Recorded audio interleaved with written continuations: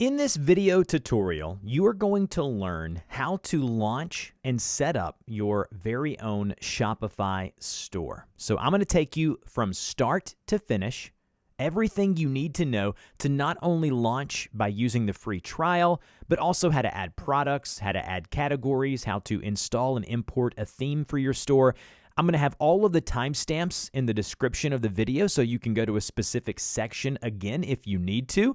My name's Dusty Porter. I have a family boutique store that's been run on Shopify now for almost 9 years, and we have a very successful Shopify store, and I've learned a lot along the way and feel like I can help you launch your very own store. So by the end of this tutorial, you will learn how to launch, sign up, and set up everything you need to start taking orders with your new Shopify store. So, first things first, you need to click the link in the description of this video. I am offering all of this content for you today for free, but if you click on the link and use my link, I am being very transparent, I will get a kickback. So just consider that thank you for helping you in these next 30 to 45 minutes. All right, so first things first, when you click on the link, it's going to take you to this sign up page where you basically can insert your email address and then just click the big black button that says Start Free Trial. So type in your email address here and go ahead and click on Start Free Trial. When you do that, it'll say, here's the sign up, and you need to go ahead and enter, your information, whatever it may be, email, password, things like that, and then create your very first Shopify account. Once you've typed in your email and the password you want to use, go ahead and click on Create Shopify Account. Or if you already have an account but you're using this video, you can go ahead and skip ahead or just go to log in and log into your account. Shopify not only offers the ability to sell on an online store, but it also allows you to take payments in person or at events or on social media. I'm going to assume that you want to create your first online store. Click that there or any other ones that are maybe applicable to what you're trying to accomplish, and then go ahead and click Next. In this section, it says which of these best describes you. Either you're just starting or you're already selling online or in person. You obviously know which one fits you. I'm going to click on I'm just starting and then go to the next section. It says, what do you sell? So if it's going to be digital products, click on digital products, products that you don't have to ship. Or if you have products that you make or buy yourself, right here. So if you get something from a wholesaler or you make the products yourself, click on that option there. Once you've clicked what is applicable to your store, go ahead and click on Get Started. Once you've done that, it's going to give you all of what they think would be the best plans for you. So we have the basic, then we have the Shopify for small teams, and then we have one for advanced as your business gets larger. Now you can look at the different bullet points here to see. Now, credit card rates, you're using Shopify Pay to accept credit cards. Basically, that's a 2.9% transaction fee plus a 30-cent USD or whatever currency you may be in per transaction. So understand that this will go down as you upgrade your plan. But again, you can try everything for free by using one of the free plans. But right now, they actually have a special going on where for specific plans, you can do it for $1 a month. But I'll go ahead and go to skip. I'll decide later. But you go ahead and go and select the plan that you want. I found that if you go ahead and commit yourself to at least the basic plan here, at least for 6 months to a year, I find that you're going to have more success as you're committing yourself to actually doing this. When you do the free trial, you're giving yourself an out. But go ahead and choose the one you want, and it'll take you to the back end of your Shopify store. So congratulations, here we are, and this is where we're going to get ready to sell. Now, if you are continually setting up the back end of your Shopify store, you're continually going to see the option to select a plan. So again, if you want to get rid of that, you can hit the X here, but every time you log in, it's going to try to sell you on a plan because you do have to have a premium plan, at least the basic or beyond, to accept payments with Shopify Pay and do all of the things that you're going to want to do. So I would encourage you to click that button, select the plan that's best for you, and then get started. All right, so what are the things that you want to do first?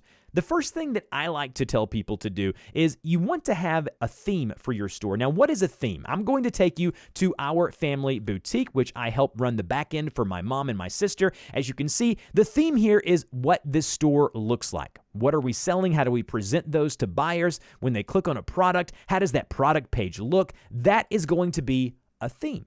So understanding that the theme is the aesthetic or the look and feel of your store. So it's very important that you understand that. So the first things first here, all of this stuff on the left-hand sidebar, we will go over in detail. But right now, I want you to go to Sales Channels and then click on Online Store.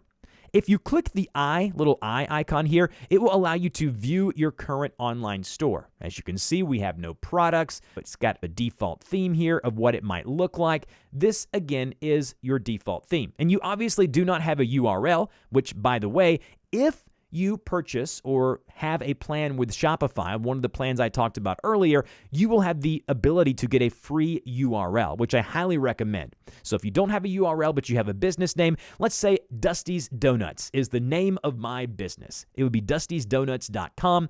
You go and apply for one of those plans. You'll get access to a free URL or domain name if that's available, or you can go to some of the ones that you might know like GoDaddy or something of that nature. It's just a little harder to connect those. Again, it's just a few minutes to connect, and you can find that video or article out there on how to connect those. All right, so in order to get a theme for you, there's something called a theme library. There are free themes that you can apply right here when you click on Online Store and then click on Themes here.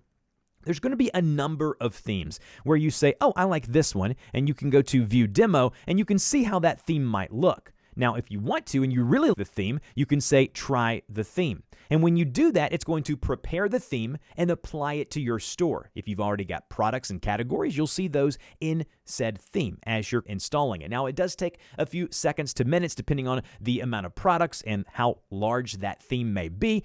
Here we go. Here's the new theme. Now, what can you do within the theme? Now, the theme editor and how to change the aesthetic and look and feel of your store can be a whole hour-long video in itself. But just the basics of it is when you click into your theme here, you can see that I have the header, the template for the featured collection, and the footer. Now, we can add a ton of new sections. For right here where it says featured collection, we can go to add section, and we can go and we can add a collection list. And that will add that collection list here. So collections are groups of products in your Shopify store. So again, all of this is going to look different depending on the amount of products and collections you've added, and we'll talk about that briefly in a few minutes.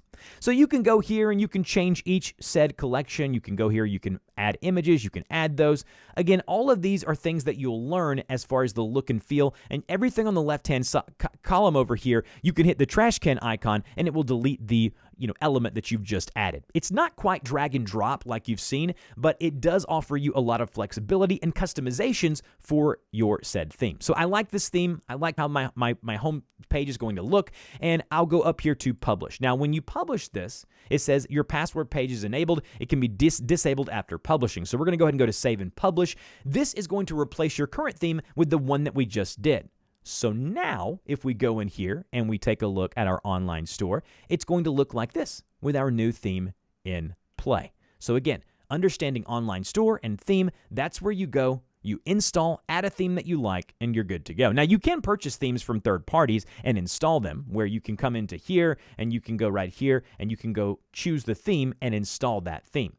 Or if you want to, you can actually go to the theme store, premium theme store within Shopify, and purchase a premium theme for a few $100. Now, these themes are obviously going to be a bit more flashy, have a bit more elements for you to choose from, and as you progress, this may be something that you want to do. But again, there's a bunch of really good free ones that people are making hundreds of thousands, if not millions of dollars utilizing right now. Also, they have this new AI option here where you can go and design your store in seconds. You can type in what your store is about. So let's say I'm selling donuts. Okay, so I'm selling donuts, hit enter, and it'll generate themes that it might think fits for your specific store utilizing generative AI. So we're going to see a lot of this as we go forward, right? And it's going to try to create that. We can view the demo, try the theme, and install it right here. Again, these are all things you can do within the theme section. Once you've landed on a theme, you like the way it looks, it's time to start adding products and getting stuff live so we can start making money, because that's the whole point of you opening the store. Let's go ahead and go to the home section. So right here under home, right here, this is going to be your main feed where you see everything. Once you have products and are start making sales, you'll be able to see a live dashboard of people who are on your site live, analytics, marketing reports, all those things will come later. Also, when you're here, it's going to give you maybe some disclaimers of what it thinks might need to be done. But let's go ahead and add our first product. So we haven't added a product yet. We need to add a product. So we go up to products right here in the left-hand side up here, and we go to add product. Now you can import, but again, this doesn't work very well unless you already have a big catalog of things on a spreadsheet, and I'm not going to really get into that right now. But if you want to add a product, you click on the Add Product button right here, and this is where the magic happens. Now, everything here is fairly self-explanatory. We have a title where the product name goes. We have a description where you will describe in detail what the product is or is about. And then we have media, which is going to be images, videos, 3D models. All of these things will have to be assets that you upload from your PC or Mac and give that listing some life. And then under category here, you give a category of what that might be. So for me, Danny Dusty's Donuts, it'd be food, right? That'd be my category. And then we have pricing. We have pricing. We put the price here. And then we put cost per item if there's multiple items. Let's go one by one. The title of this listing is going to be Blueberry Donut, so we put that in the title there. And then if we wanted to, we can type a very in-depth description of that. I'm going to go ahead and let this go ahead and create something for me with the generative AI. You don't have to. I'm just going to for the purposes of this video. I actually encourage you to really get detailed on what the product is, because the more depth you give, the more likely people are to buy the product.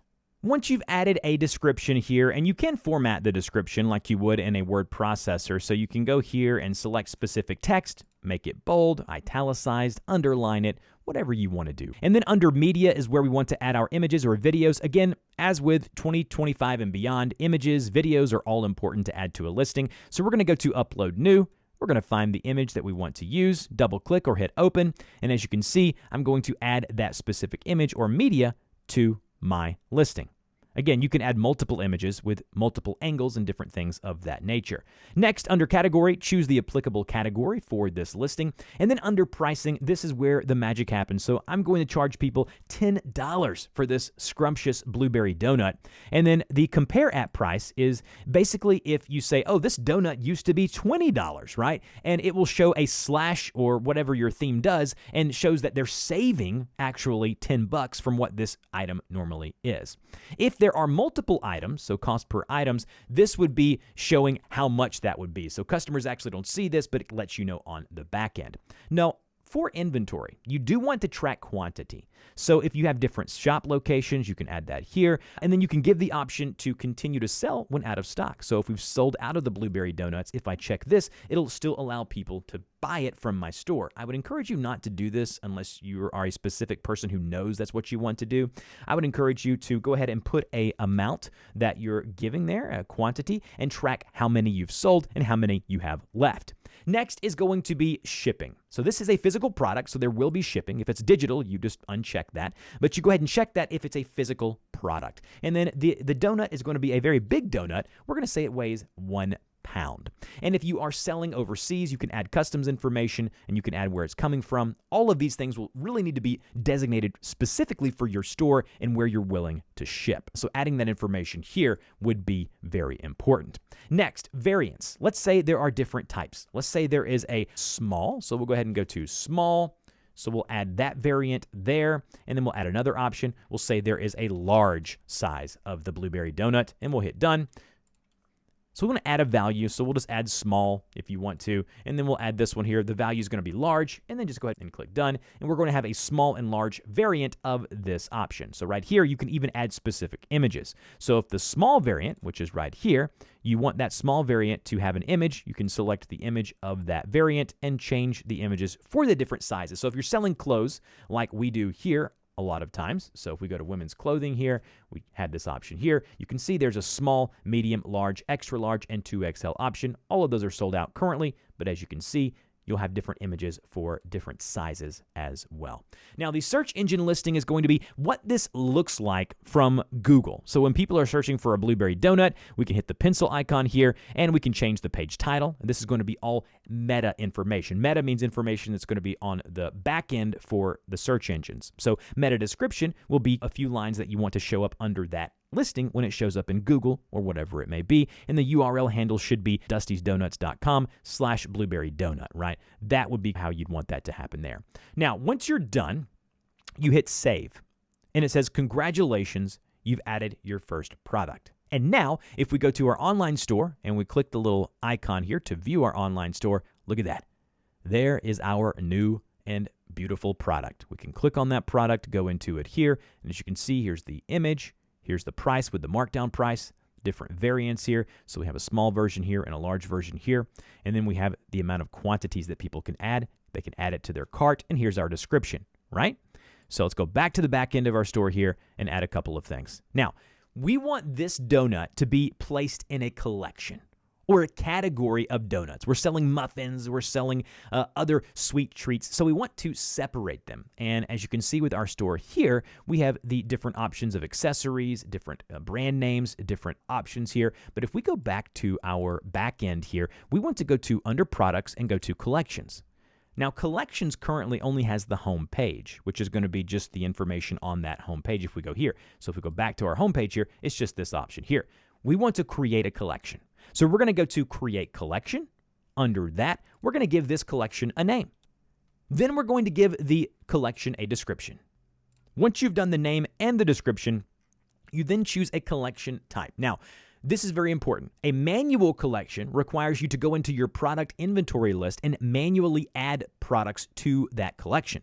A smart collection allows you to click on this option here and add conditions. So if there is a tag of, say, a title and it has donut in it, it contains the word donut, like here, it's going to basically, any title that contains the word donut is going to be added in the collection here. I prefer to manually add, especially when you get to like Black Friday, like what we just came off of right now, or any special holiday. You can go in and tweak and remove and add as that specific occasion occurs. But if you want to make this easy on yourself, you can go to a collection type, make it smart, and then add any condition here. But I'm going to go ahead and go to manual, and you can go here and you can actually search products by typing them in or go to browse. I'm going to choose a blueberry donut to add to this donut collection. You can see on this option here, it's active, which means that it's actually on the store right now. And this is what it's going to look like from the search engines when people are searching for whatever that collection may be. Click Save. That will add your collection, and you're good to go. Now you have a collection.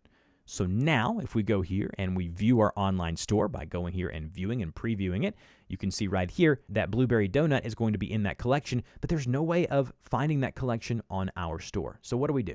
The first thing you want to do is go to your online store right here, and as you can see, there's going to be an option here that says navigation. Click on navigation. So as we can see, there is no menu. There's a main menu here that has home, catalog, contact. But what we want to do is we want to go here to the main menu, select that option there, and we want to add the donut category that we just created into the main menus. So go to add menu item, give the menu item a name. And again, you can have different menu names that are different than your collection names. So understand that going into this. So the menu name is going to be donuts, and we then need to go and click in this little box here and go to collections. And the collections we have is donuts. We're clicking that there, and then we're going to add. As you can see, the donuts is here. Now, you're not done. You actually have to go to Save Menu to save that menu item where it's supposed to be. You can also go here and delete options. So if we want to delete the contact from the menu, we'll delete that. Or we want to delete catalog, we'll delete that, and then go to remove, and you're good to go. But make sure that you're saving the menu every time you're adding here, or you'll be frustrated when you go to your store and you can't see that menu item in your store. So now we go to our store, click View Online Store, and what we're going to see here is there's really nothing here. We can't see the menu. It's not on the store. That means that we have to figure out where this main menu is showing up. So then we got to go back to our online store, go to our themes. So what we want to do is we want to add that menu item to our store. So once we're here, we're going to click and highlight the header, which is right here. And on the right-hand side, you can see here where it says Select Menu. Under Menu, select the menu. And as you can see, we want Main Menu. Now, look right here. Home, Contact, and Donuts. All the things that are on the back end of that menu are now showing up. Make sure you always save when you make a change. When you save here, it's going to go live. Now, when we exit out of the theme editor, we can now close out and open up our store once more. And look at this, the donuts collection. We can click on it here. Here is the collection of those products. Now, you're obviously going to want to make this look better. You're going to want to spice it up, maybe add some drop-down menus. Those are important as well. So if we go here and we go back to online store and go to navigation, then go to our main menu again, let's say we want donuts to show up on the left-hand side over here. All you have to do, click these dots here, drag where you want it. That's how you want it to show up. click save, and then go back over here and refresh, and it'll take a few seconds to a few minutes. But when you go to your online store now, you should see in a few minutes the donuts option will show up where you wanted it in line on the main menu. One thing that I didn't mention, if you go back over to our store here, you can see we had a professional logo design. So if you have a logo that's been designed for you, when you go back to your customization of your theme here, you can actually go to your header, select the header, and change that to where the logo is shown. So you have color schemes, things like that. Where it says mobile, this is obviously going to be different for mobile because a lot of people are going to be viewing that with mobile. But if we go here, we can see that we can change and add that. But you may want to go ahead and add a professional logo to make your store look a little more professional as you go.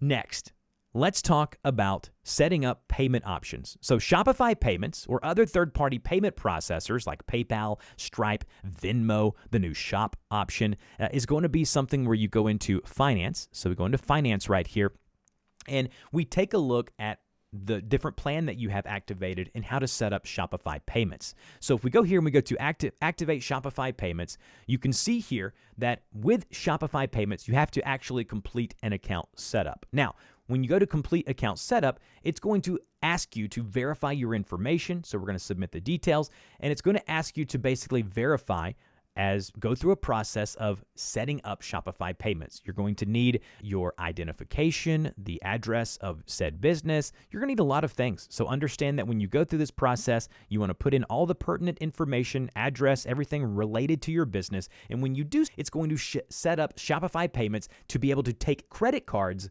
outside of, say, PayPal, where you get those big, large, astronomical fees. So I would encourage you to use Shopify payments. I'm now going to log out of this backend and go to our already established store so I can show you more details of what you're going to need to run your Shopify store. All right, here we are on the back end of our family Shopify store here, and you can see we have 29 online store sessions already today. Total sales are right here, the conversion rate up above here. Again, when you get orders on your store under the home section, you're going to be able to go to the order section here and see all of the orders that you've had with the order number. And with the orders that come through, you can click on them and take a look at where they came from, the amount they've paid, whether they've been shipped or not. All of that's very important as well. So if we go to finance here on our Shopify store, we will see that we have Shopify payments enabled on our backend, which I would highly encourage you to do. But again, when it's one of the things to where you want to add PayPal or any of those things, you're going to have to go in and log in to each one of those options. And you can do that by going to settings, which is the gear icon here, and then going over to payments. And then under payments here, you can see that we have Shopify payments, and then we have additional payment methods. And right now we offer PayPal, Shop, and Shopify payments, which accepts Amazon Pay, Apple Pay. That's why I like Shopify payments, because it offers the flexibility of having all of these options down here as well. But if you want to, you can go to add payment method, and you can search by provider if you want. And then let's just say we want to add whatever it may be, a new one here. You can see, you can find them by searching and add the payment method that might be applicable to your store or location. So make sure that you're setting up payments. I would go Shopify payments, PayPal, and then everything else below that as well. That's a payment gateway, okay? So now let's talk about taxes and shipping. Very important, right? So now under settings, I would go to taxes and duties right here. And right here where it says, for us, we only sell in the US, we're collecting tax. We hit check there, and then we can go ahead and go to collect tax report when that time comes, right? So understanding that you need to go here, wherever and however you're selling, set up the tax rates. You can do that by adding those here. And under rest of the world, whatever it may be, you may want to add specific tax rates. Just know that's going to come back when you're doing your taxes at the end of the year. So taxes and setting that up is very important. Next, shipping and delivery. Go to settings, go to shipping and delivery. Once we're here, you can see that we have general shipping rates for all products. This is our shipping setup here. So we click on that there. And as you can see, we have different settings and different domestic settings. So under shipping zones, we have domestic, which is just the US, and we also offer free shipping for orders over $100. That's how that works there. And then we have standard shipping, which is 3 to 4 business days, orders from $0 to $100, $6.95. You can go here, you can add a shipping zone. You can add a rate by going to add rate, and you can use a flat rate or use a carrier that calculates it. So if you want to say, hey, I want to ship USPS, I want them to do it first class, and I want them to, whatever it may be, give them a handling fee there, it'll calculate per weight. So when you add products, make sure you're doing that weight calculate or the weight input to know when people are doing the shipping here, that it'll calculate the proper way. So now we've covered payments, taxes, and shipping. Very important. Set up your shipping zones. You can set up free or flat rate or calculate like what we just talked about, and understanding that. Now, tracking orders. So I want to explain order management and tracking for customers. So if we go in here and we go to orders, we can see here that we have our order number on this side, the customer name here, how much they paid, whether it's been fulfilled, and delivery methods. We do Facebook Lives, so if they are a standard order from the online store, it'll show standard. If it is a Facebook Live order, it'll show up as FB, just on the back end for us to know what that looks like, right? Once you're inside an order and you click on it, you can actually see what they've ordered, what items here, the cost of those items, how many they've ordered, and you can create shipping labels or fulfill the items to let this customer know that the order has been fulfilled and it's on the way. Again, one thing you can do as well is scroll down and on a timeline, see how you captured that customer, where it came from, and you can even leave a comment that's either visible for just you and other staffers, or you can message them by going to their email or putting a note that's public here for them on the order page. First things I would do, checklist. Have your own custom URL.